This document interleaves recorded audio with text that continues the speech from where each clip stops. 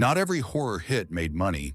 Some of the best films bombed at the box office, but they found their audience later. Here are 8 horror movies that deserve better and are still worth watching. Today, John Carpenter's The Thing is seen as a horror masterpiece. But when it first came out, it barely broke even. The film earned around $15 million on a $15 million budget. Critics thought it was too dark and disturbing, and audiences avoided it.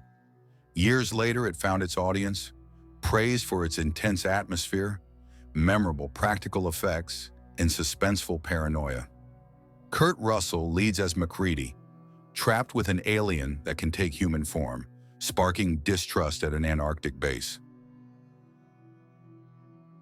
Technically, Halloween 3 wasn't exactly a box office failure, earning $14 million against a $2.5 million budget. However, compared to the huge success of the first 2 films and negative audience reactions, it was seen as a flop. Fans were upset that Michael Myers, the franchise's iconic villain, didn't appear. Instead, creators John Carpenter and Deborah Hill introduced a new storyline about an evil mask maker using technology and dark magic to sacrifice children on Halloween night. The creators later admitted the movie might have done better without the Halloween title.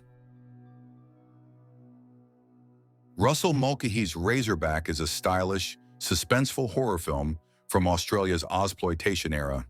With a budget of around 5.5 million Australian dollars, the film was a massive financial flop, earning less than $140,000 during its limited US run and failing to break even $1 million at home.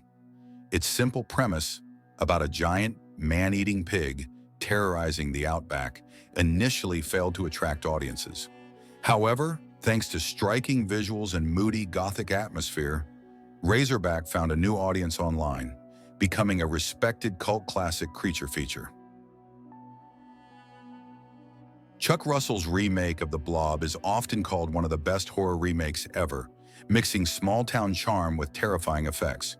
Though it opened widely in over 1,000 theaters, it earned only around $2.6 million its first weekend and ended with roughly $8 million worldwide, far short of its $10 million budget. Despite impressive special effects and a fresh conspiracy-driven plot written by Frank Darabont, this updated version was largely overlooked. Today, many horror fans agree it's actually better than the 1958 original and deserves far more recognition. It's hard to believe Peter Jackson made Dead Alive almost a decade before The Lord of the Rings. The story follows Lionel, a shy young man whose controlling mother is bitten by a zombie rat monkey at the zoo, starting a gruesome chain of events. Whoever gets bitten turns into a flesh-eating zombie, and Lionel struggles to contain the chaos. Jackson pushed gore to a new level, famously using over 300 liters of fake blood. Despite its creativity, the film flopped at the box office, earning just $240,000 against a $3 million budget. Even with John Carpenter and Sam Neill involved, In the Mouth of Madness barely made its money back, earning about $9 million worldwide on an $8 million budget. As Carpenter's tribute to H.P. Lovecraft, the film leaned into surreal, mind-bending horror that wasn't built for mass appeal. It follows an insurance investigator, played by Sam Neill, who searches for missing horror author Sutter Kane and stumbles into a town straight out of his books. Though it flopped at the box office, In the Mouth of Madness later gained a cult following, with some even calling it one of the best films of the year. Pandora had all the ingredients for a sci-fi horror hit: a decaying spaceship, monstrous threats, claustrophobic tension, and twists at every turn. Dennis Quaid and Ben Foster star as crew members who wake up from hypersleep with no memory, trying to survive as the ship falls apart. Despite strong performances and an intense atmosphere, the movie flopped, earning around $17 million on a $33 million budget.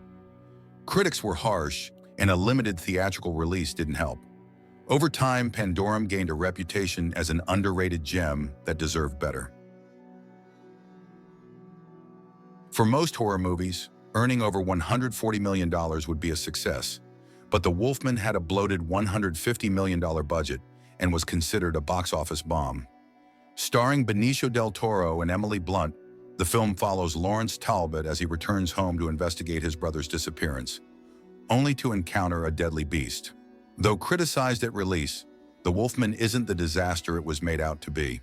It features strong performances, stunning Victorian-era visuals, and a moody Gothic atmosphere that mixes practical effects with CGI.